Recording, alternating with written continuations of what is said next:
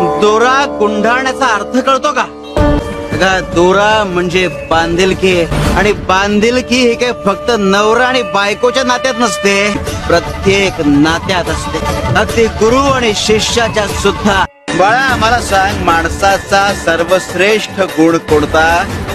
कृतज्ञता स्वामी. शाबास, शिवारे शंकर, नमामि शंकर, शिवशंकर शंभो.